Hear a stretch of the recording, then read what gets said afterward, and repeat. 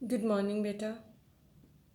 Today we are going to start here sum number 7 up to 6. Yesterday we have discussed and I gave you some sums for your homework also 9 to 11 and I hope you have done.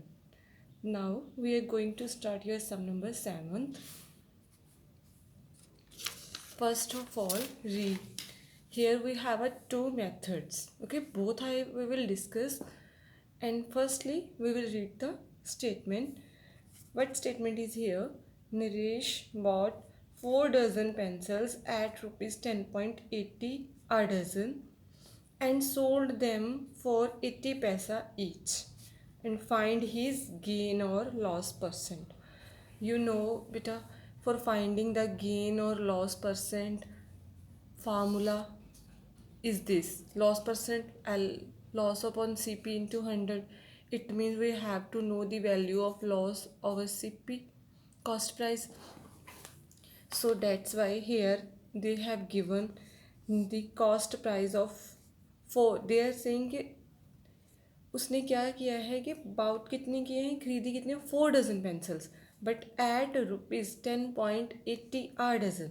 It means एक dozen उसने किस price पे खरीदा है 10.80 rupees का और then sold them rupees 80 पैसा each. हर एक पेंसिल को वो 80 पैसे पे बेच रहा है. ठीक है, मतलब 4 डजन पेंसिल्स खरीदी हैं उसने बट यहाँ पे हमें जो प्राइस गिवन है वो सिर्फ एक दर्जन का गिवन है. ठीक है, 4 डजन उसने खरीदी है एट रुपीज़ कह रहे at rupees 10.80 a dozen. It means cost price of a dozen, एक दर्जन पेंसिल्स की कॉस्ट कितनी है रुपीज़ 10.80. आगे उसने लिखा है एंड सोल्ड देम फॉर 80 पैसा ईच और आगे उसने बेची हर एक कितने पैसे पे बेची है 80 पैसे पे. और फाइंड हिज गेन और प्रॉफिट. गेन मीन्स प्रॉफिट और लॉस परसेंट. ठीक है, निकालना क्या है, निकालो कि क्या उसको प्रॉफिट हुआ है क्या लॉस हुआ है ये निकालना है. बट प्रॉफिट परसेंट और लॉस निकालने से पहले हमें प्रॉफिट और लॉस की वैल्यू पता होनी चाहिए. और ये दोनों के लिए हमें फर्स्टली कॉस्ट प्राइस और सेलिंग प्राइस पता होनी चाहिए. बट हमें यहाँ पे क्या है, cost price of 1 dozen. 1 dozen मतलब 12 पेंसिल्स की कॉस्ट गिवन दी है कितनी 10.80. और SP of 1 pencil, selling price of 1 pencil ये 12 पेंसिल्स की है और सेलिंग प्राइस ऑफ 1 पेंसिल 80 पैसे है. बट हम ये कंपैरिजन तो नहीं कर सकते ना. हमें प्रॉफिट निकालने के लिए अगर हमें 12 पेंसिल्स की कॉस्ट प्राइस पता है तो सेलिंग प्राइस भी 12 पेंसिल्स की ही पता होनी चाहिए. तभी पता चलेगा ना उसको क्या लॉस हुआ और क्या प्रॉफिट. अभी वो 12 पेंसिल इतने पे बेच रहा है, ठीक है, 1 पेंसिल 80 पैसा पे बेच रहा है. लेकिन ये कुछ भी कंपैरिजन तो नहीं कर सकते. 12 पेंसिल और 1 पेंसिल का कंपैरिजन तो हो नहीं सकता कि उसको क्या हुआ होगा, प्रॉफिट हुआ होगा लॉस. इसलिए हमें जितनों की कॉस्ट प्राइस पता है उतनों की ही सेलिंग प्राइस पता होनी चाहिए. तभी पता चलेगा कि क्या हो रहा है, उसको प्रॉफिट हो रहा है या लॉस हो रहा है. सो डैट्स वाई फर्स्टली मैंने जो 80 पैसा से उसको रुपीज़ में कन्वर्ट कर दिया. कन्वर्ट करने के लिए मैंने 100 से डिवाइड किया तो मेरे पास क्या बन गया 0. 100 से डिवाइड किया तो 0 0 कट होगी, क्या रह गया 8/10. उसको मैंने डेसिमल की फॉर्म में लिख लिया, क्या आ गया रुपीज़ 0.8. इट मीन्स हमारे पास एक पेंसिल की सेलिंग प्राइस एक पेंसिल 1 पेंसिल को उसने कितने पैसे पे बेचा है 0.8 पे. ठीक है, तो फिर उसने 12 पेंसिल्स को कितने पर बेचा होगा वो हमने मल्टीप्लाई करके निकाल लेना है. ये तो आपको यूनिटरी मेथड अच्छे से आते हैं कि एक की पता है ज़्यादा की निकालें. 1200 को मल्टीप्लाई किया 0.8 से तो क्या आ गया 9.6. It means cost price CP 12 pencils की कितनी है 10.80 रुपीज़. अब हमारे पास सेलिंग प्राइस ऑफ 12 पेंसिल्स कितनी है 9.6. तो ये सीधा ही पता चल रहा है कि सेलिंग प्राइस कम है, 10 से 9 छोटा है. तो क्या हो गया, ये उसको क्या हो रहा होगा लॉस हो रहा होगा. सेलिंग प्राइस कॉस्ट प्राइस से कम है तो क्या हो रहा है उसको लॉस हो रहा है. लॉस का फार्मूला लगाया CP माइनस SP तो मेरे पास क्या रह गया 1.20. आंसर आएगा। और आपको ये अच्छा you know very well after point zero has no value, it means loss कितना हुआ 1.2। अब लॉस परसेंट निकालना है, तो loss over C P into 100 का फार्मूला। अगर लॉस मेरे पास 12 पेंसिल्स का आया है, ये मैंने 12 पेंसिल्स के सी पी में से एस पी को माइनस किया है, तो मैंने यहाँ पे सी पी भी जो 12 पेंसिल्स वाला ही लेना है। ठीक है, लॉस कितना है 1.2 और सी पी कितना है 10.80। फिल की वैल्यूज़। अब 1.2 का डेसिमल ओपन करेंगे तो नीचे 10 आ जाएगा, और इसका ओपन करेंगे तो 100 होगा, वो ऊपर चला जाएगा, शिफ्ट हो जाएगा। शिफ्ट करने पे 0 इसके साथ कट हो गई, ठीक है, J0 इसके साथ कट हो गई। देन मैंने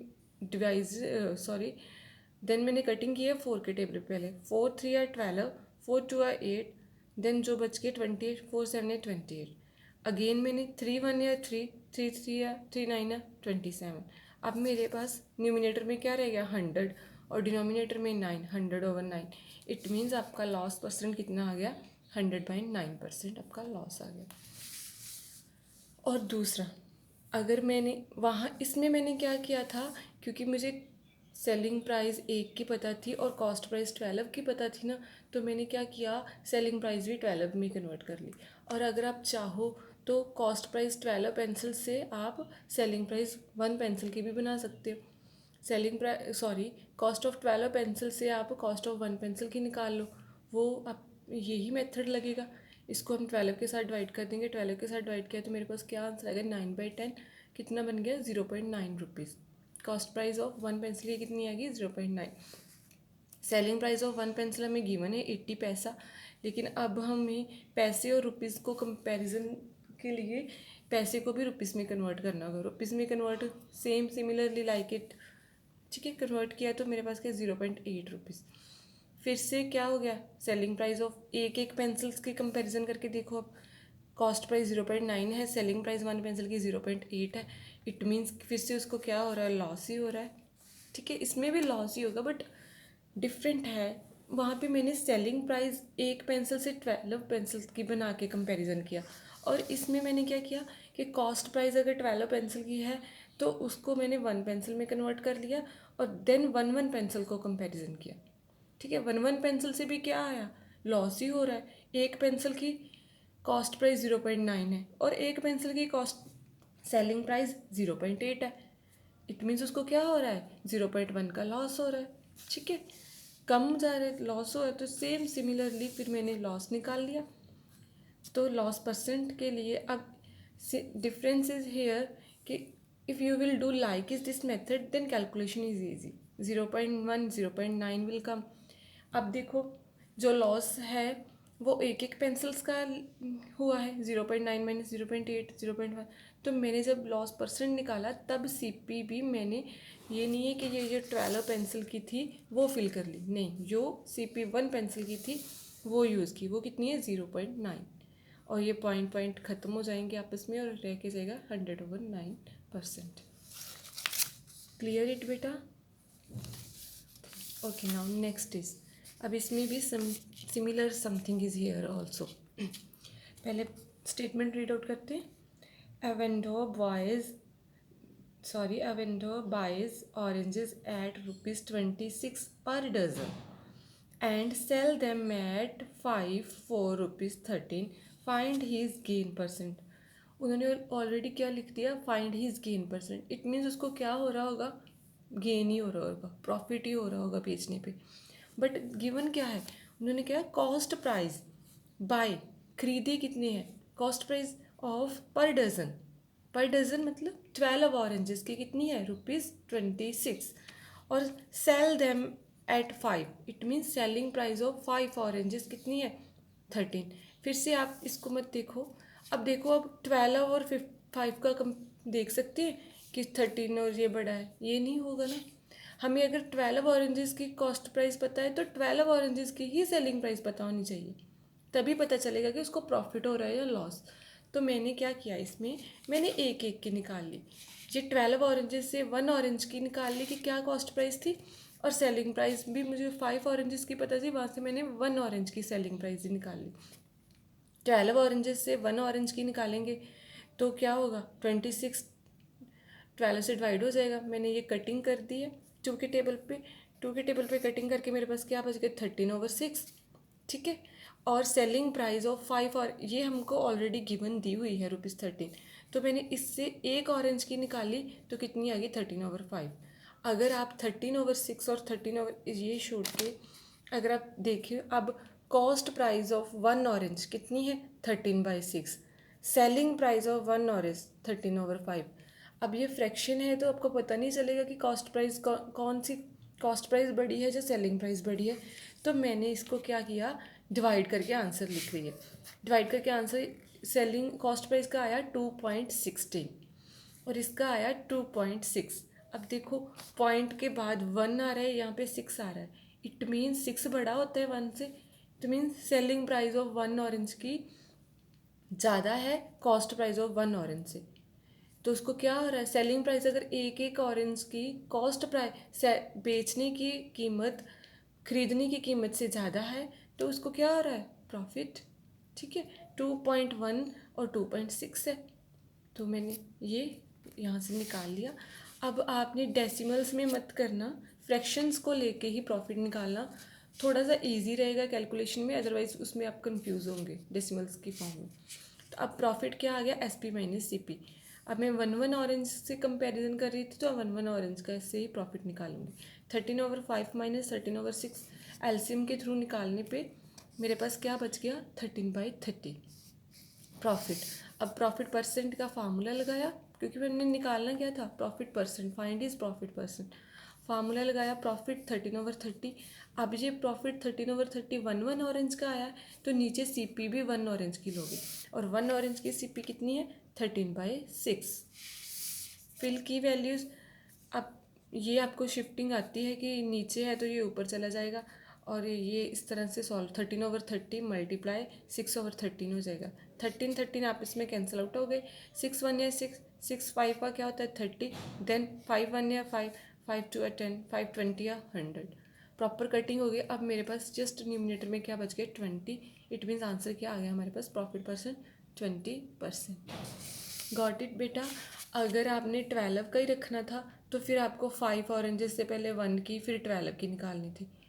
ये आप मतलब हमेशा एक बात याद रखना, जब भी आपने ये पता करना है कि कॉस्ट प्राइस ज़्यादा है कि सेलिंग प्राइस ज़्यादा है तो आपको क्या है कि सेम थिंग अगर 12 ऑरेंजेस की ले रहे हो ना कि कॉस्ट प्राइस तो सेलिंग प्राइस भी आपको 12 की पता होनी चाहिए, तभी पता चलेगा उसको प्रॉफिट हुआ कि लॉस।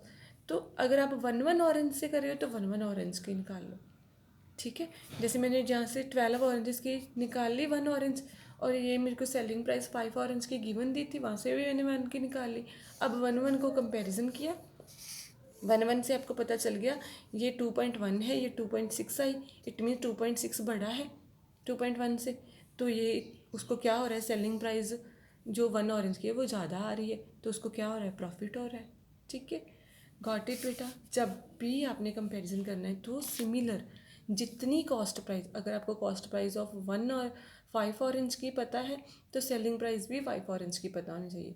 ये थोड़ी सी मोल्ड करके दी हुई हैं स्टेटमेंट्स, बट अगर आपको आपको ये बात क्लियर हो जाएगी ना कि हमने कंपैरिजन जो है सेम थिंग्स का मतलब मीन्स अगर जितनों की कॉस्ट प्राइस पता है उतनों की ही सेलिंग प्राइस पता है तभी हम पता कर सकते हैं उसको प्रॉफिट हो रहा है कि लॉस।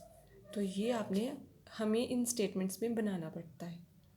गॉट इट बेटा, thanks. And so now I want to tell you about some number 15 और 16 योर होमवर्क। यहाँ पे डायरेक्ट फार्मूलाज लगने हैं जो मैंने आपको CP और SP निकालने के। यहाँ पर देखो प्रॉफिट परसेंट उनको 15% दिया है तो सेलिंग प्राइस इतनी है तो CP का फार्मूला सीधा लगा के आपने निकालना है। तो ये 2 sums your homework. So thanks and have a wonderful day.